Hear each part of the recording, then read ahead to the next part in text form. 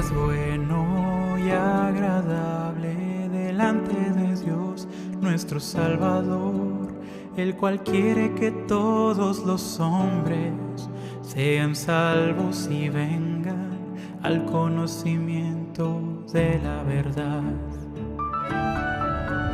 Porque esto es bueno y agradable delante de Dios nuestro Salvador, el cual quiere que todos los hombres sean salvos y vengan al conocimiento de la verdad. De la verdad. De la verdad.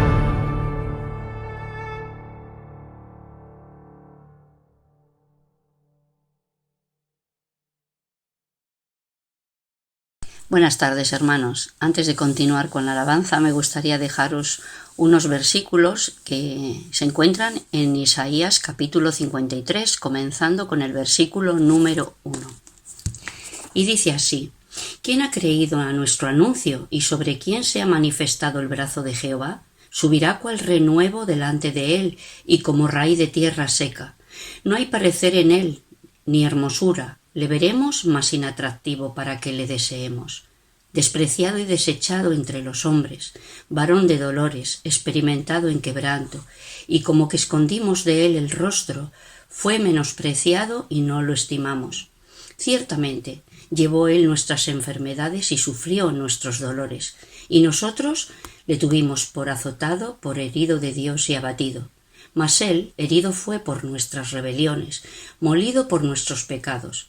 El castigo de nuestra paz fue sobre él, y por su llaga fuimos nosotros curados.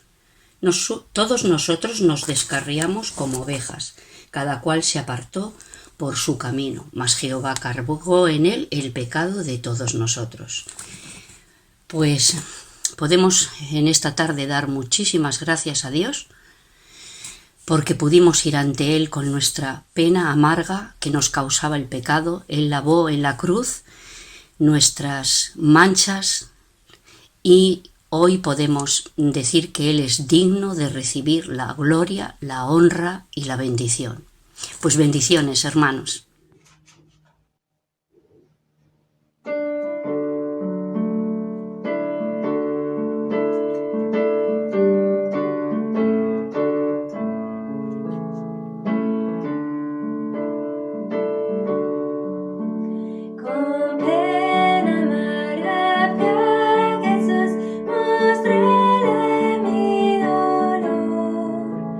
Perdido errante vi su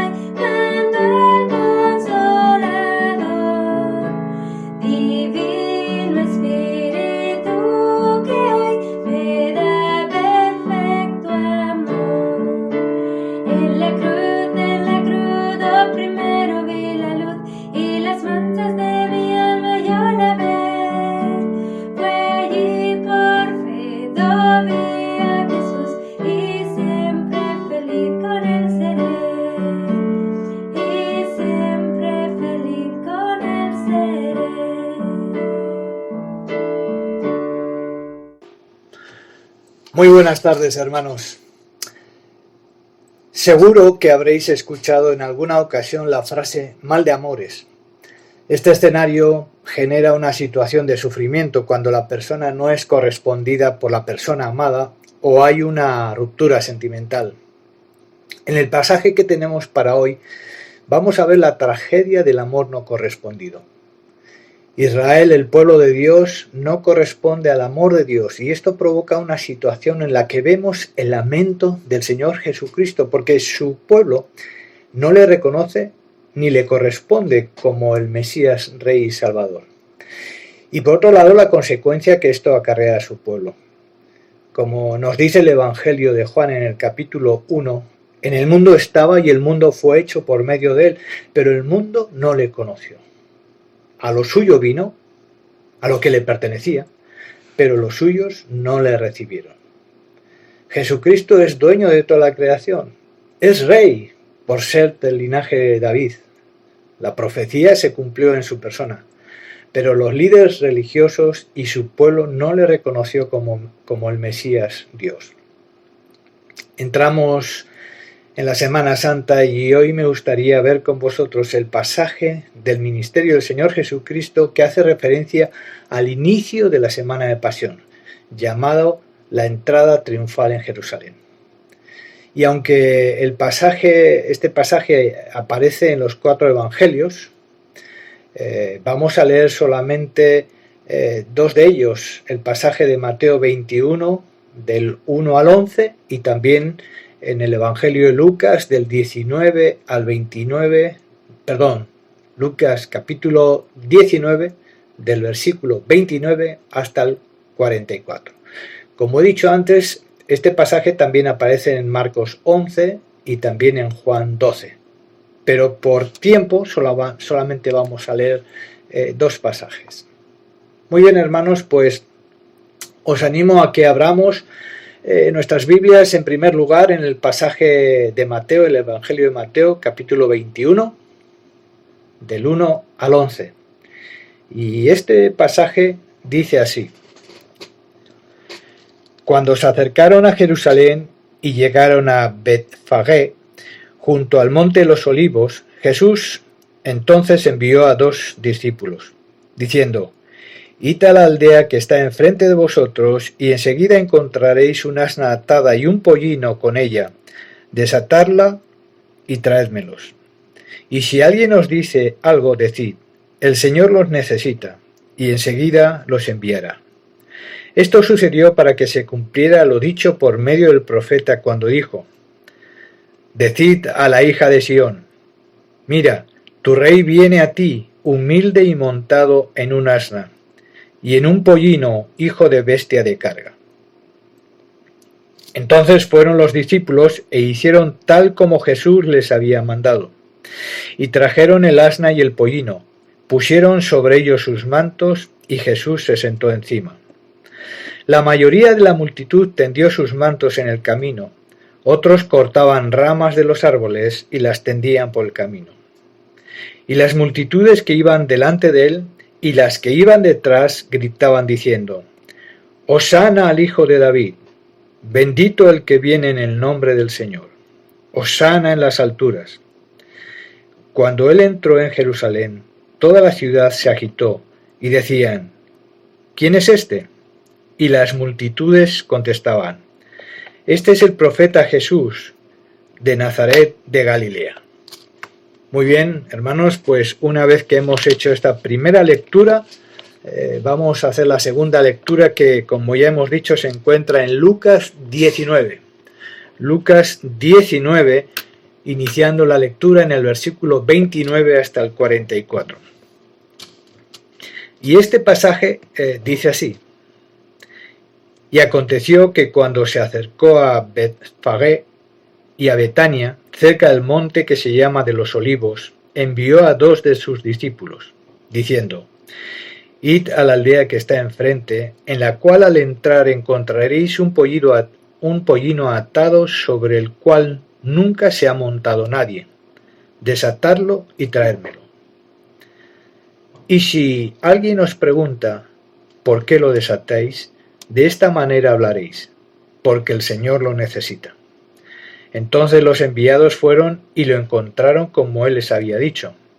Mientras desataban el pollino, sus dueños les dijeron: ¿por qué desatáis el pollino? Y ellos respondieron: porque el Señor lo necesita. Y lo trajeron a Jesús, y echando sus mantos sobre el pollino, pusieron a Jesús sobre él. Y mientras él iba avanzando, tendían sus mantos por el camino. Cuando ya se acercaba junto a la bajada del monte de los Olivos, toda la multitud de los discípulos, regocijándose, comenzó a alabar a Dios, y a gran voz por todas las maravillas que habían visto, diciendo: bendito el Rey que viene en el nombre del Señor.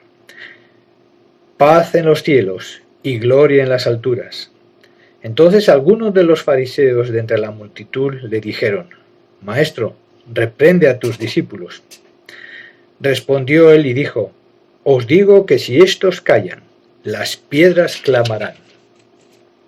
Cuando él se acercó al ver la ciudad, lloró sobre ella, diciendo: si tú también hubieras sabido en este día lo que conduce a la paz, pero ahora está oculto a tus ojos, porque sobre ti vendrán días cuando tus enemigos echarán terraplén delante de ti, te sitiarán y te acosarán por todas partes, y te derribarán a tierra, y a tus hijos dentro de ti, y no dejarán en ti piedra sobre piedra, porque no conociste el tiempo de tu visitación. Muy bien, hermanos, pues hasta aquí las dos lecturas que tenemos para hoy. Antes de comenzar, vamos a poner este tiempo en las manos del Señor, pidiendo su dirección. Bendito Padre Celestial, en este día alabamos tu santo nombre y te damos las gracias por Cristo Jesús, quien dejó sus moradas celestiales para venir a esta tierra, para llevar a cabo ese gran propósito de morir en la cruz y pagar por nuestros pecados y así de esta manera acercarnos a ti.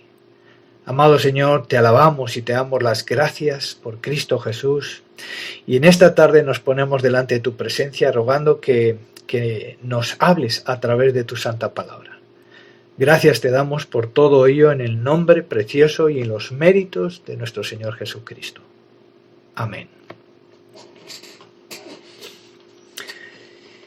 El Señor va camino a Jerusalén para celebrar su última Pascua junto con sus discípulos antes de su muerte. Ya previamente, repetidas veces, el Señor Jesucristo ya ha anunciado su muerte a sus discípulos. Y como bien sabemos, la fiesta de la Pascua, el término Pascua significa pasar por alto. Era una fiesta importante dentro del calendario judío, donde llegaban judíos de todas partes del mundo conocido para celebrar, por un lado, la liberación de la esclavitud de Egipto y también la protección de los primogénitos israelitas que tenían los dinteles de las puertas pintadas con la sangre del Cordero. Esto lo vemos en Éxodo 12. Un dato interesante. En concreto, el día en que el Señor Jesucristo entró en Jerusalén coincidía con el día que se escogía y se apartaba el cordero que iba a ser sacrificado. Por otro lado, Juan Bautista, al inicio del ministerio del Maestro, lo presenta con el título: Este es el Cordero de Dios que quita el pecado del mundo. Esto lo encontramos en el Evangelio de Juan, versículo 29. Y el apóstol Pablo nos dice que Cristo es nuestra Pascua. Ese cordero pascual que los judíos iban a sacrificar era símbolo del Cordero de Dios que iba a ser inmolado por nuestros pecados. Nos dice el Evangelio de Juan que el día anterior estuvo en casa de Lázaro en Betania. Este dato lo tenemos en el Evangelio de Juan capítulo 12, donde María, la hermana de Lázaro, ungió los pies del Maestro con perfume. El Evangelio de Juan nos da un dato importante. Nos dicen en los versículos 10 y 11 que el sumo sacerdote y los líderes religiosos habían decidido abiertamente matar a Jesús y a Lázaro. Ya de camino de Betania a Jerusalén, al acercarse a la aldea de Betfagé, el maestro da instrucciones a dos de sus discípulos para ir a recoger un asno y un pollino. Y nos dice el Evangelio de Lucas que ningún hombre había montado jamás. Los judíos consideraban que los animales que jamás habían sido montados eran los adecuados para propósitos sagrados, como el reconocimiento de un rey, que es el caso que estamos viendo. Los evangelios de Mateo y Juan también nos dan otro dato importante. Todo esto aconteció para que se cumpliesen las Escrituras. La profecía en cuestión se encuentra en Zacarías, en el libro de Zacarías, capítulo 9, versículo 9. Y esta profecía dice así: Alégrate mucho, hija de Sión, da voces de júbilo, hija de Jerusalén. Mira que tu rey vendrá a ti justo y salvador, pero humilde, cabalgando sobre un asno, sobre un pollino, hijo de asna. Como sabemos, la profecía respalda a Jesucristo como Mesías y Rey, destacando su carácter humilde y pacífico.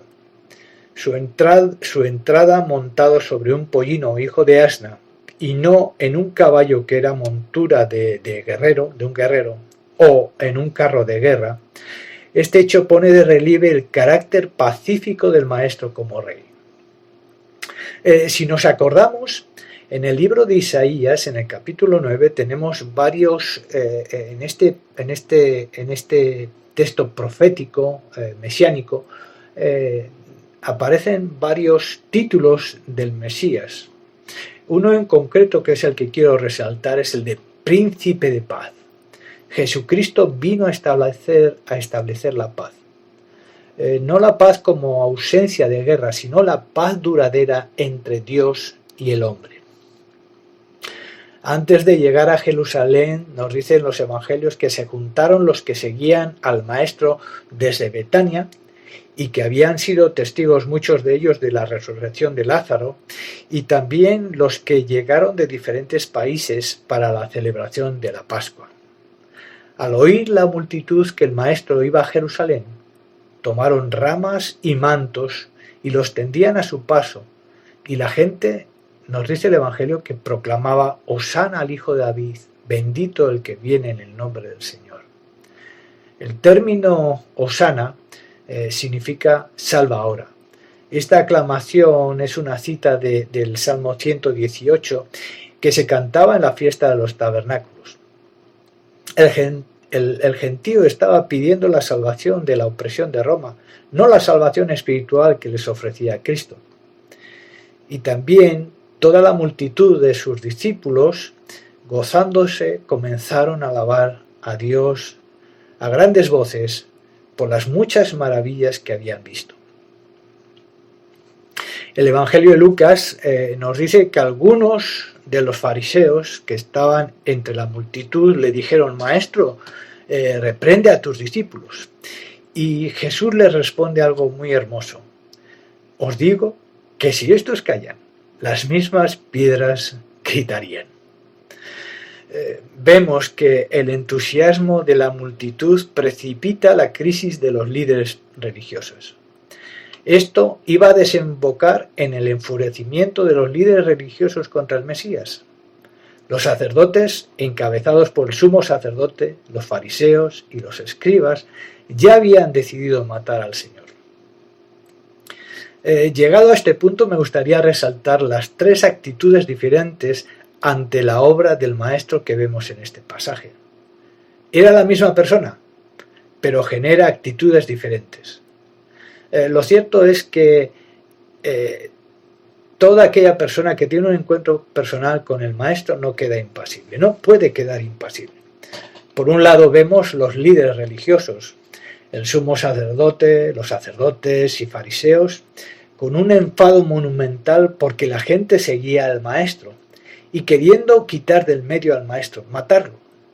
Es decir, estaban desechando de plano al Maestro.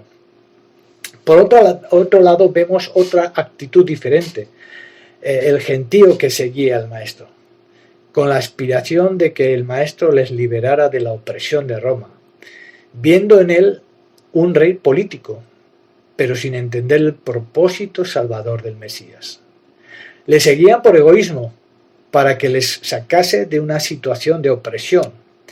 Un gentío que, como vemos en los evangelios, poco después iba a gritar: crucifícale, crucifícale.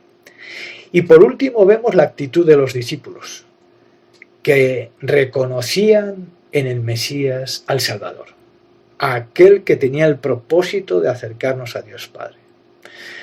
Dios quiera que todos nosotros le busquemos con un corazón sincero y agradecido por su obra salvadora a favor nuestro. Seguimos con el pasaje. Nos dice que al llegar por el camino hasta un punto desde donde se divisaba la ciudad, nos dice el texto sagrado que Jesús lloró y expresó un lamento desgarrador. Si también tú conocieras, a lo menos en este tu día, lo que es para tu paz, pero ahora está encubierto a tus ojos.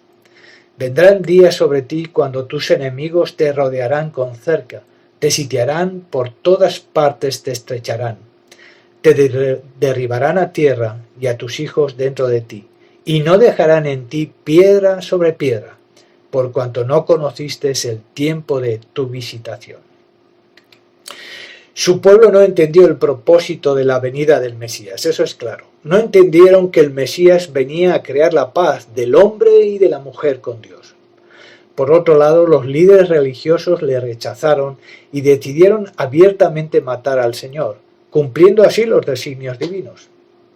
Y de otro lado, la multitud seguía pensando que como rey político y terrenal les iba a liberar de las ligaduras y la opresión de Roma, cuando su ministerio era liberar a su pueblo de la opresión del pecado, para acercarlos a Dios Padre.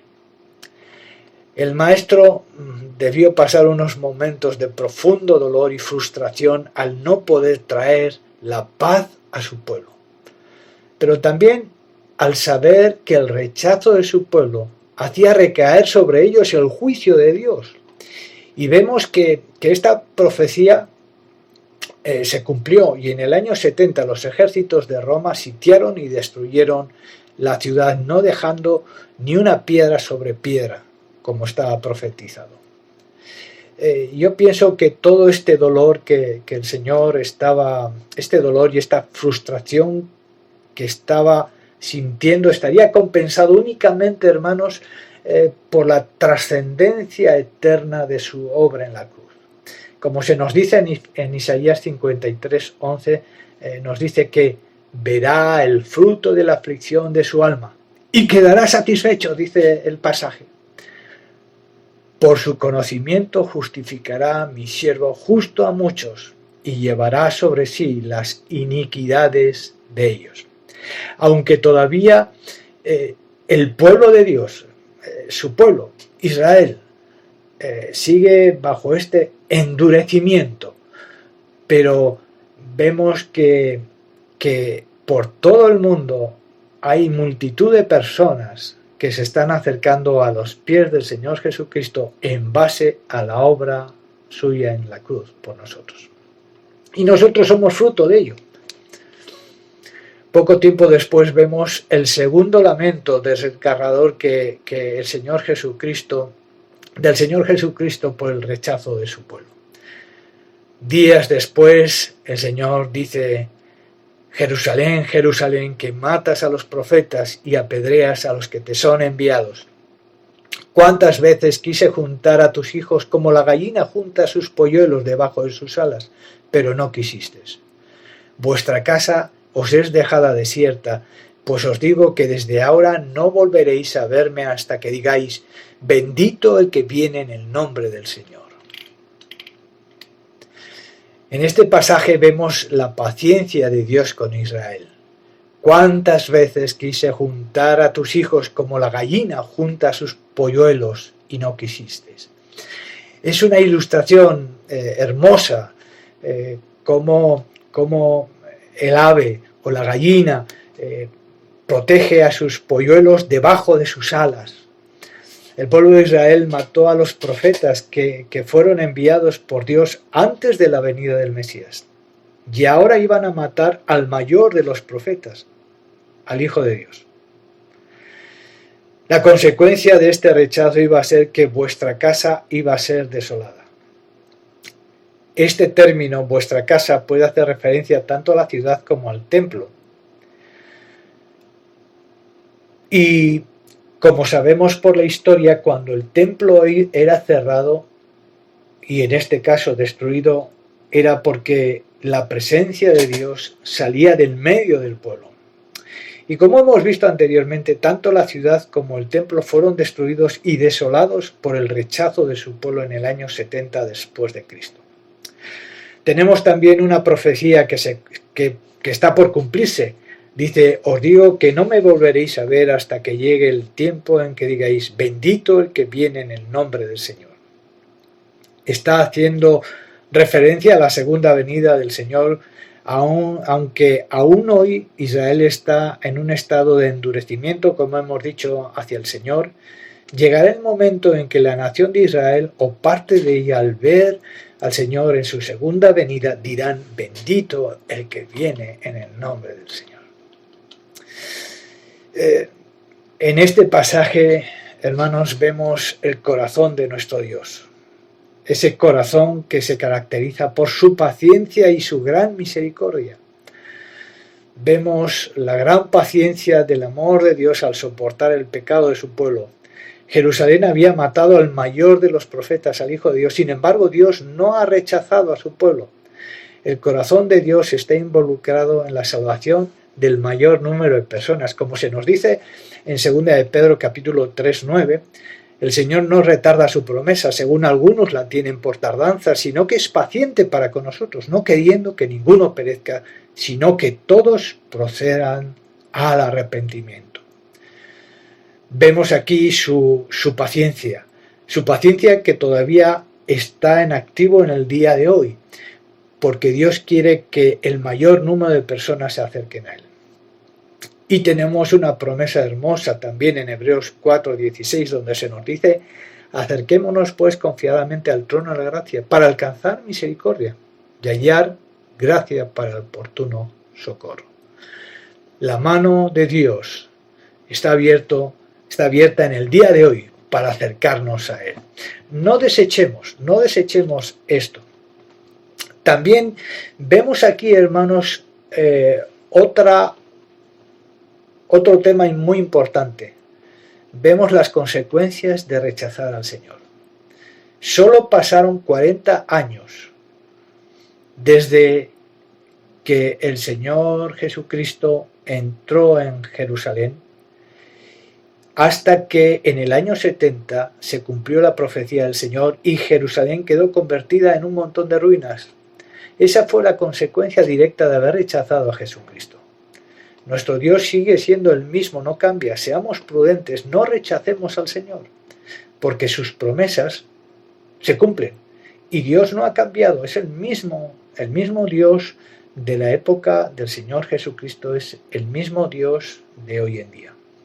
Me gustaría por último dejaros, hermanos, un texto que se encuentra en 1 Corintios 5:7. Este texto dice así: limpiaos pues de la vieja levadura, para que seáis nueva masa, como sois sin levadura, porque nuestra Pascua, que es Cristo, ya fue sacrificada por nosotros. Como sabéis, generalmente en el Nuevo Testamento la levadura hace referencia al pecado, a la maldad. Y se nos dice aquí que nos limpiemos de pecado, nos limpiemos de toda maldad, para que seamos nueva masa, como ya somos, gracias a la obra de ese Cordero Pascual de nuestro Señor Jesucristo, que ya fue sacrificado por nosotros, hermanos. Qué hermoso, qué hermoso. Ya no hace falta que los hombres sigan sacrificando corderos, porque ya fue sacrificado el Mesías, Jesucristo, con una ofrenda hizo perfectos para siempre a los santificados, se nos dice la palabra. Muy bien, hermanos, pues deseo que el Señor nos hable en esta tarde a través de este pasaje hermoso y podamos seguir meditando en su palabra. Que el Señor os bendiga.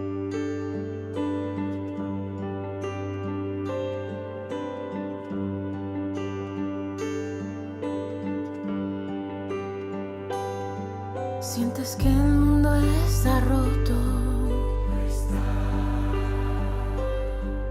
más profundas las tinieblas. Sabes que ni la oscuridad podrá frenar la luz. Y en Cristo todo nuevo hecho está.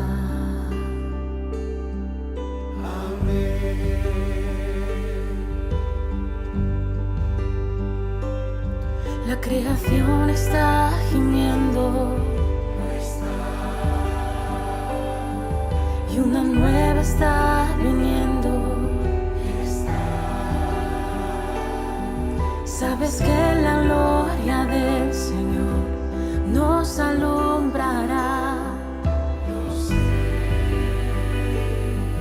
Recordemos eso, oh, cuán bueno es Él.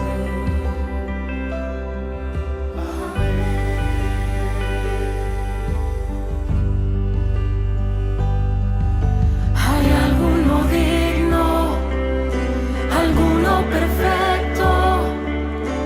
¿Alguno que pueda abrir el libro y desatar sus sellos? El león de Judá, que ha vencido ya, la raíz de David, el Cordero de Dios que nos ha redimido. ¿Quién es digno? ¿Quién es digno de la gloria, la honra y la bendición? ¿Quién es digno? Es Él.